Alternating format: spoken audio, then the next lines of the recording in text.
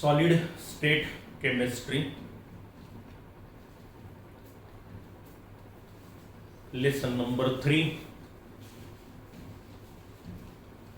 सुरुवातीला आपण प्रकरणामध्ये काय घेतलं होतं, पहिल्या एपिसोडमध्ये किंवा पहिल्या भागामध्ये आपण काय पाहिलं होतं. सॉलिड स्टेट म्हणजे नेमकं काय, त्याचे दोन प्रकार, क्रिस्टलाइन सॉलिड आणि ॲमॉर्फस सॉलिड. क्रिस्टलाइन सॉलिड कशाला म्हटलं होतं आपण, there is a regular arrangement of constituent particle is present in 3-dimensional space called as a crystalline solid. जे constituent particles म्हणजे ॲटम असतील, आयॉन असतील किंवा मॉलिक्यूल असतील यांची शिस्तबद्ध रचना आपल्याला क्रिस्टलाइन सॉलिड मध्ये पाहायला मिळते आणि ॲमॉर्फस मध्ये मात्र ही शिस्तबद्ध अरेंजमेंट नसते, ती असंबद्ध असते. ग्लास आहे, रबर आहे, प्लास्टिक आहे, हे ॲमॉर्फस सॉलिड. पण प्रकरणात आपल्याला फक्त कशाचा विचार करायचा आहे, क्रिस्टलाइन सॉलिडचा. बरोबर आहे. Crystalline solid there is a regular arrangement or definite pattern of constituent particle is present in 3-dimensional space called as a crystalline solid.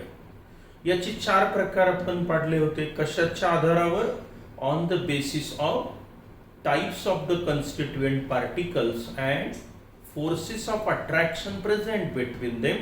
There are 4 types of crystalline solid. First, ionic solid. Second, molecular solid.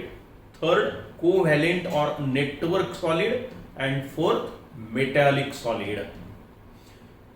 त्यापैकी दोघांचा विचार आपण अगोदर केला. Ionic solid काय व्याख्या केली होती आपण, these are the solid in which the constituent particles are ions, positive and negative ion, that is cation and anion, and they are held together by electrostatic force of attraction. For example, sodium chloride, potassium chloride, copper sulfate etc. दुसरा प्रकार आपण पाहिला होता molecular solid. इथे काय असतं, कन्स्टिट्युएंट particles R molecule.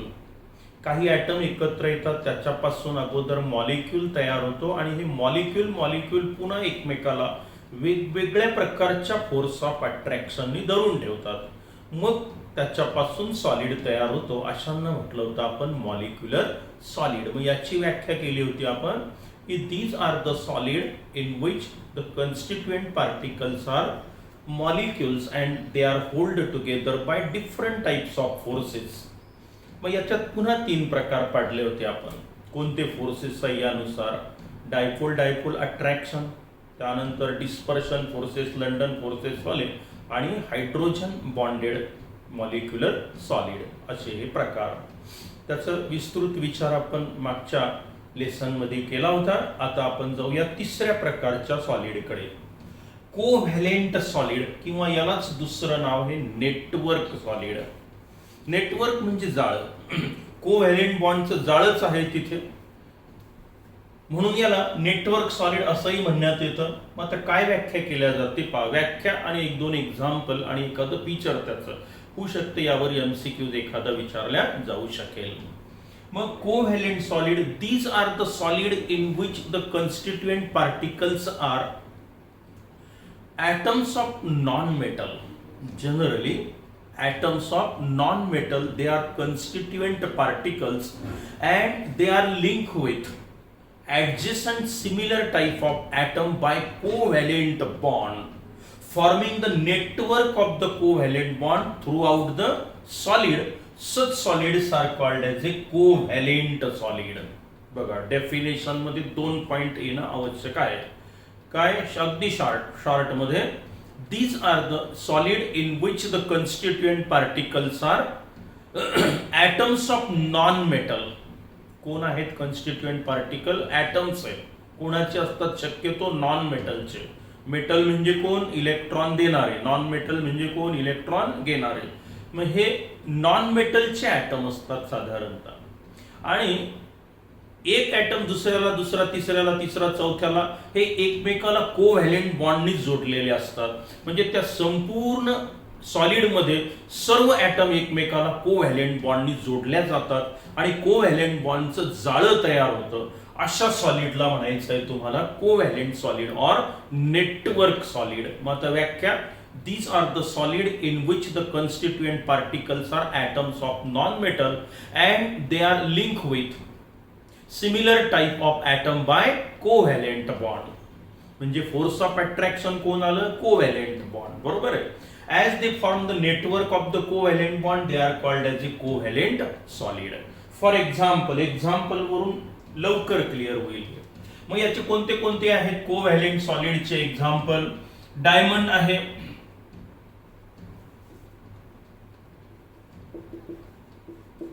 Graphite, silicon किंवा silicon carbide SiC. तर हे जे पदार्थ आहेत याला कोव्हॅलेंट सॉलिड किंवा नेटवर्क सॉलिड असं म्हणण्यात येतं. फॉर एक्झाम्पल आता हे सिलिकॉन किंवा डायमंड याचं स्ट्रक्चर काहीच सारखंच आहे दोघांचंही, फक्त इथे सिलिकॉन असतो, इथे कार्बन असतो. मग आता पहा, कार्बनची टेट्राव्हॅलन्सी म्हणजे एक carbon atom 4 tetrahedral covalent bond तयार केले. पहा बरं, चालेल, हे सगळे कार्बन आहेत. आता काय होतं की या ॲटमनी पुन्हा त्याचे 4 बॉन्ड तयार केले, त्याची 4 व्हॅलन्सी, याची 4 व्हॅलन्सी, सगळं टेट्राहेड्रल अँड सो ऑन. पहा चाललं आता हे वाढत वाढत, म्हणजे सर्व ॲटम एकमेकाला कोव्हॅलेंट बॉन्डनी जोडल्या जाऊन राहिलेले आहेत आणि अशा प्रकारे हे आपल्याला असं नेटवर्क तयार झालेलं. आणि सर्व ॲटम म्हणजे कोण असतात? हे झाले कन्स्टिट्युएंट पार्टिकल्स. हे आहे आपलं डायमंडचं स्ट्रक्चर म्हणा किंवा सिलिकॉनचं असंच आहे. मग आता पहा, इथे काय झालं, सर्व ॲटम एकमेकाला कोणी जोडलेले आहेत? कोव्हॅलेंट बॉन्डनी जोडलेले आहेत. आणि हे जाळं कशाचं तयार झालं? कोव्हॅलेंट बॉन्डचं. मग याला म्हणून काय म्हटलं आपण? कोव्हॅलेंट सॉलिड किंवा नेटवर्क सॉलिड. जर तुम्ही ग्रॅफाइट मध्ये गेला तर इथे असे हेक्झॅगोनल असे ॲटम्स असतात कार्बनचे जोडलेले, याचे पुन्हा इकडे समोर हे चालू असं हेक्झॅगोनल असे लेअर तयार झालेले असतात. हे पहिलं लेअर, त्याच्यानंतर दुसरं लेअर इथे असं अँड सो ऑन. हे नंतर एकमेकाला असे जोडल्या जातात.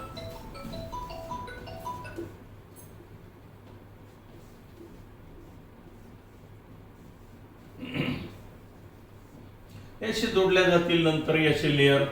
पहा, हे ग्रॅफाइटचं स्ट्रक्चर आहे. हे कार्बन ॲटम एकमेकाला कोव्हॅलेंट बॉन्डनी थोडक्यात जोडलेले तुम्हाला दिसून येतील हे असे. बरोबर आहे. इथे डायमंड मध्ये हा carbon item sp3 hybridised state मध्ये असतो, इथे हा sp2 हायब्रिडाइज्ड स्टेट मध्ये असतो. सिलिकॉन आहे, सिलिकॉन कार्बाइड आहे, असे जे पदार्थ आहेत यांना काय म्हणायचं? मग आता कोव्हॅलेंट सॉलिड किंवा नेटवर्क सॉलिड. जाळं तयार झालं कोव्हॅलेंट बॉन्डचं. मग आता इथे कन्स्टिट्युएंट पार्टिकल्स कोण?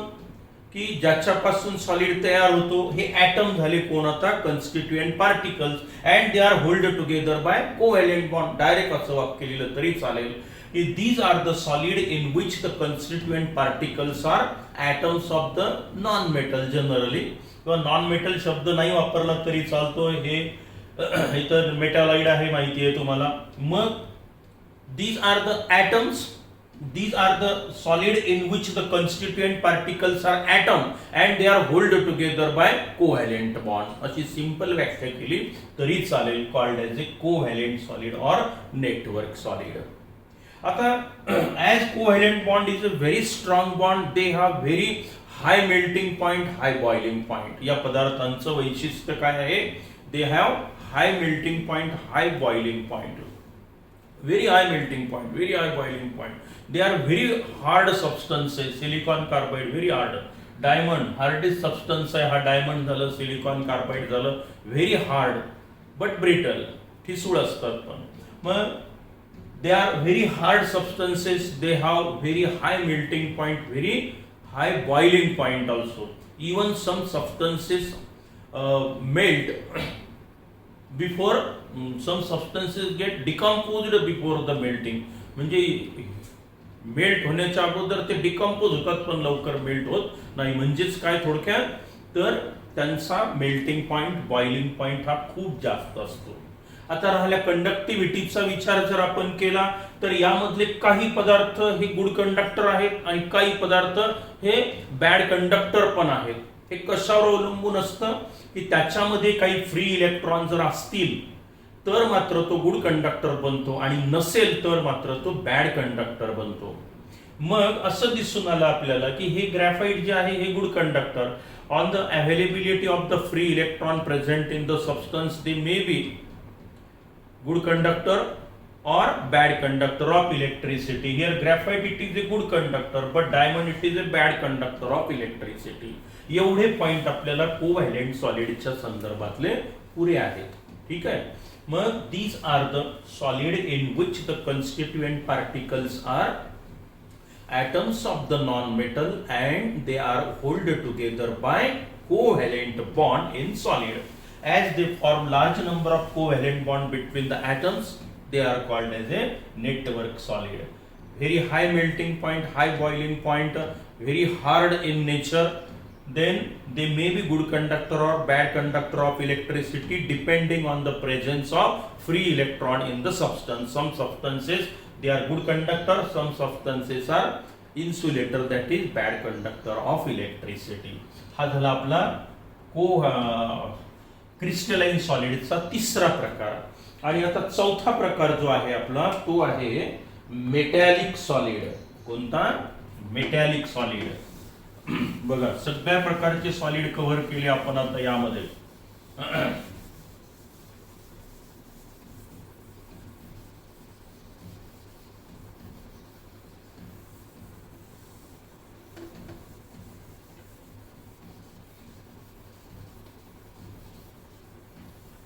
मेटॅलिक सॉलिड काय आहे पहा. डेफिनेशन फार सोपी आहे की कॉन्स्टिट्युएंट पार्टिकल कोणते आहेत आणि त्यामध्ये बॉन्डिंग कोणती आहे.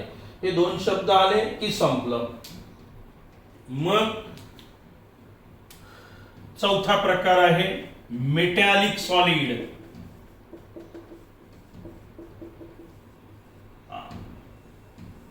बघा आता काय व्याख्या सांगतो मी. These are the solid in which the constituent particles are positive ions of the metal. These are the solids in which the constituent particles are ions of the solid and they are held together by metallic bond. पुन्हा पहा काय म्हटलं आपण. एक अजून दोन शब्द टाकायचे आहेत डेफिनेशन मध्ये. These are the solid in which the constituent particles are positive ions of metal and free electrons and they are held together by metallic bond. हे तीन पॉइंट यायला पाहिजेत डेफिनेशन मध्ये की इथे कॉन्स्टिट्युएंट पार्टिकल्स कोण आहेत म्हटलं आपण. पॉझिटिव्ह आयॉन्स आहेत. कोणाचे? मेटलचे. आणि आणखी कोण आहे तो म्हणतो दोन वेगवेगळ्या प्रकारचे कॉन्स्टिट्युएंट पार्टिकल्स आहेत. इलेक्ट्रॉन पण आहेत. हे फ्री इलेक्ट्रॉन, फ्री शब्द कुठून आला तेही सांगतो. आयॉन्स आणि इलेक्ट्रॉन, फ्री इलेक्ट्रॉन आणि आयॉन हे झाले कॉन्स्टिट्युएंट पार्टिकल्स आणि यांच्यामध्ये जो बॉन्ड प्रेझेंट असतो त्याला काय म्हटलं जातं? Metallic bond. डेफिनेशन अगदी सोपी, एवढीच सफिशियंट आहे एवढी आपल्याला. आणि दोन एक्झाम्पल बस एवढंच पाहायचंय आपल्याला.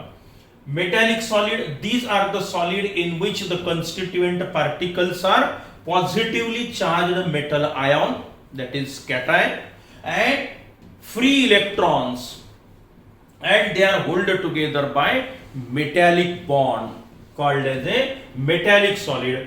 हा प्रकार कुठे कुठे पाहायला मिळतो? सर्व मेटल जे आहेत, मग सोडियम असेल, मॅग्नेशियम असेल, आयर्न असेल, गोल्ड असेल, प्लॅटिनम असेल, सिल्वर असेल, बरोबर आहे, ॲल्युमिनियम असेल, हे सगळे जेवढे काही मेटल आहेत हे मेटल जे आहेत हे या मेटॅलिक सॉलिड मध्ये येतात.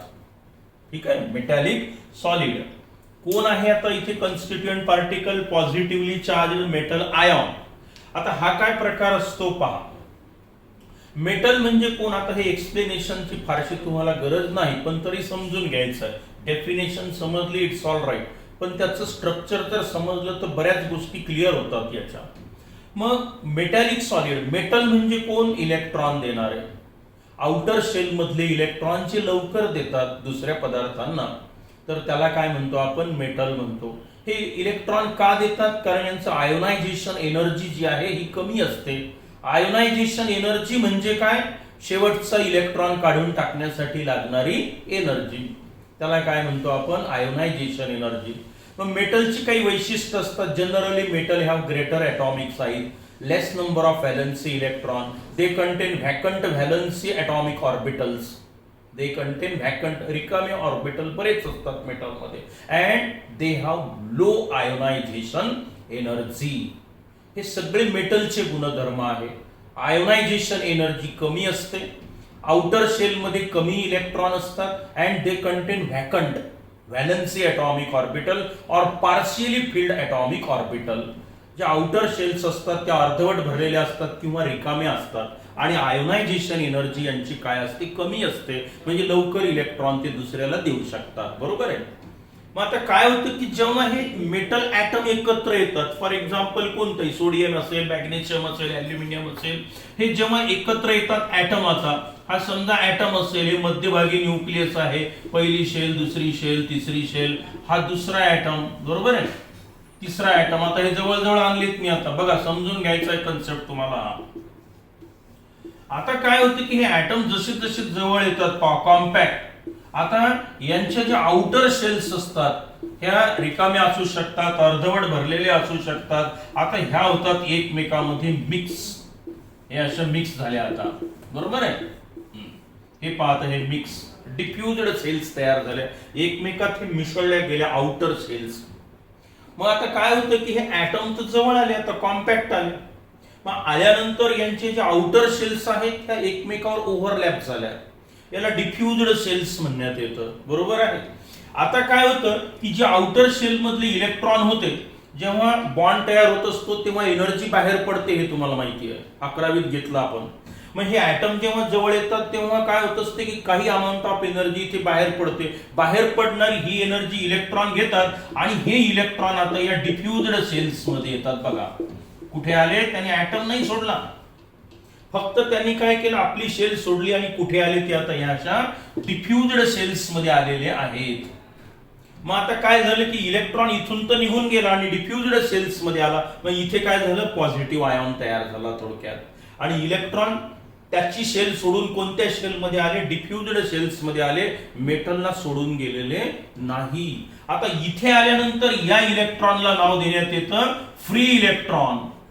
आता याला फ्री का म्हणतात? आता हा इकडून इकडे असा कुठेही फिरू शकतो त्या मेटल मध्ये, अशी थिअरी, याला इलेक्ट्रॉन सी मॉडेल असं म्हणण्यात येतं. मग आता काय होतं की metal have low ionisation energy, and hence when atom come closer, outer atomic orbital get diffused or overlaps into the with the similar type of atomic orbital with adjacent atom. Now these electron get shifted into that diffused cells and it forms a positive ion. Now the structure of metal, आता मी काय करतो, ह्या diffused cells आहे हे काढून टाकतो. आता मग आता चित्र कसं दिसेल पहा आपल्याला, म्हणजे मेटल मध्ये नेमकं काय आहे, काय लिहायचं, डेफिनेशन आणि याचा काय संबंध आहे. आता हे अशी आकृती तुम्हाला पुन्हा काढायची गरज नाही, हे फक्त समजून सांगण्यासाठी मी सांगितलं.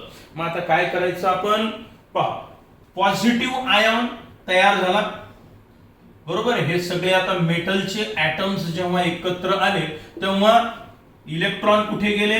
त्या डिफ्युज्ड सेल्स मध्ये गेले. ही रेग्युलर अरेंजमेंट आहे इथे, हे बघा मी आता दाखवतो आहे. हे कोण तयार झाले? पॉझिटिव्हली चार्जड मेटल आयॉन तयार झाले, बरोबर आहे. आणि आता इलेक्ट्रॉन कुठे आहे? त्या डिफ्युज्ड सेल्स मध्ये. ते मी आता असं E- असं लिहून टाकतो, चालेल. एकाने एक इलेक्ट्रॉन जरी दिला तरी आता पहा हे असं असं लिहून टाकतो मी, बरोबर. मॅग्नेशियम 2-2 इलेक्ट्रॉन देईल, एक पॉझिटिव्ह आयॉन, तर 2 त्याच्या बाजूला इलेक्ट्रॉन दिसतील. ॲल्युमिनियम 3-3 इलेक्ट्रॉन देईल, म्हणजे इलेक्ट्रॉनची गर्दी होईल, बरोबर इथे. आणि हे पॉझिटिव्ह आयॉन. आता समजा हा मेटलचा तुकडा काहीसा असा दिसेल तुम्हाला, नाही का, हा मेटलचा तुकडा.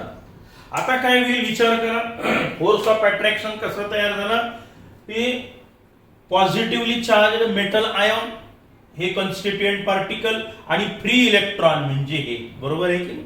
हे दोन्ही झाले तुमचे कॉन्स्टिट्युएंट पार्टिकल. आणि आता आपल्याला माहिती आहे पॉझिटिव्ह आणि निगेटिव्ह मध्ये काय असतं, फोर्स ऑफ अट्रॅक्शन. आता तुम्ही कोणताही आयॉन जर घेतला, समजा मी हा घेतला, तर बघा या इलेक्ट्रॉनचा फोर्स ऑफ अट्रॅक्शन इकडून असेल, इकडून असेल, इकडून असेल, इकडून असेल, याचा इथे पण दिसेल, इथे पण दिसेल, इकडे पण दिसेल, इकडे पण दिसेल, नाही का? आता पहा, मग आता हे इलेक्ट्रॉन आणि पॉझिटिव्ह आयॉन यांच्यामध्ये जो फोर्स ऑफ अट्रॅक्शन असतो याला काय म्हटलं जातं मुलांनो, याला म्हटलं जातं metallic bond. The force of attraction present between positively charged metal ion and free electron around it called as A metallic bond. म्हणजे फोर्स ऑफ अट्रॅक्शन कुठून आला, थोडी सुंदर कल्पना मांडलेली आहे मेटलची, की जेव्हा मेटल ॲटम एकत्र येतात तेव्हा आउटर शेल एकमेकांमध्ये मिक्स होतात. मिक्स झाल्यानंतर इलेक्ट्रॉन त्यांच्या शेल सोडतात, त्या मिक्स्ड शेलमध्ये येतात आणि तिथे आल्यानंतर त्या मेटलमध्ये इकडे तिकडे ते कुठेही फिरू शकतात. त्यांना काय म्हटलं, फ्री इलेक्ट्रॉन.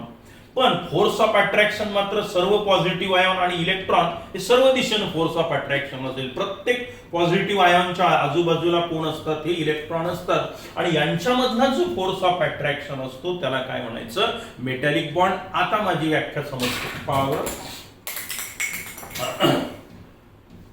व्याख्या आहे. आता पहा, what are metallic solid, these are the solid in which the constituent particles are positively charged metal ion, positively charged metal ion and free electrons, and they are held together by metallic bond called as a metallic solid. हे सगळे अशाच प्रकारचे solid आहेत, बरोबर आहे. आता metallic bond म्हणजे काय, डिफाइन मेटॅलिक बॉन्ड असाही प्रश्न विचारला जाऊ शकतो.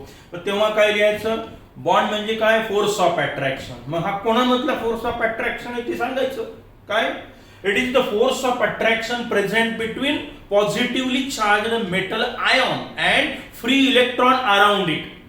हे त्याच्या आजूबाजूला, इकडच्या याच्यामध्ये फोर्स ऑफ अट्रॅक्शन फारसा दिसणार नाही, याच्या आजूबाजूला जेवढी काही इलेक्ट्रॉन येतील याच्या स्फेअर ऑफ इन्फ्लुएन्स मध्ये, तर तेवढ्यामधला फोर्स ऑफ अट्रॅक्शन इथेही दिसेल, इथे दिसेल, इथे दिसेल, इथे दिसेल, याला म्हणायचं आहे metallic bond. The force of attraction present between positively charged metal ion and free electron around it within its sphere of influence called as a metallic bond. It is also very strong in nature.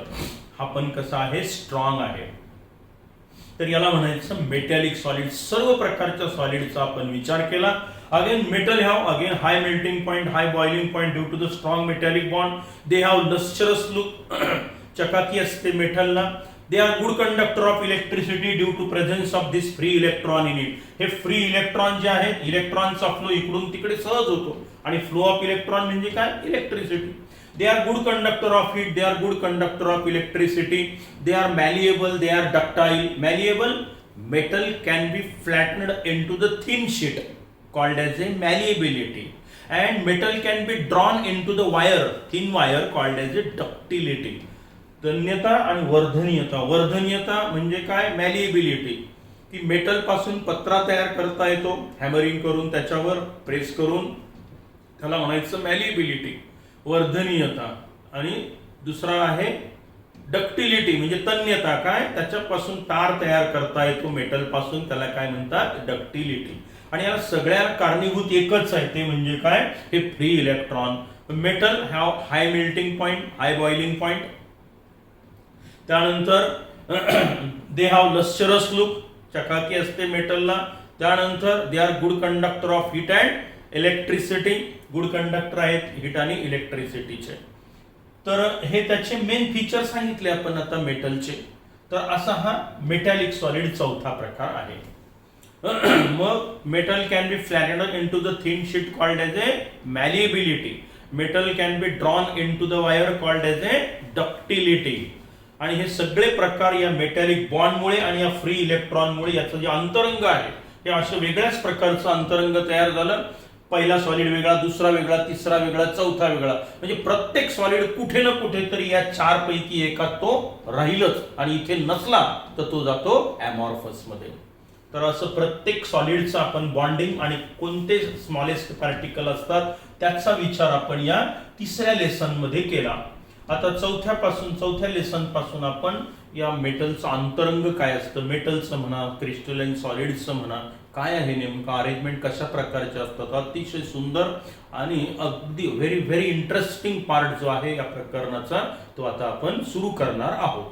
मग एकदा तोपर्यंत तुम्ही पुढच्या episode पर्यंत चारही व्याख्या कोणत्या ionic solid, molecular solid त्याचे 3 प्रकार, त्यानंतर कोव्हॅलेंट सॉलिड, नेटवर्क सॉलिड आणि मेटॅलिक सॉलिड, बरोबर आहे. आणि क्रिस्टलाइन सॉलिड म्हणजे काय, बस एवढ्या पॉइंट तुम्ही आता डोक्यात फिट करायचे आणि पुढच्या लेसनसाठी तयार राहायचं. ठीक आहे, तोपर्यंत गुड बाय.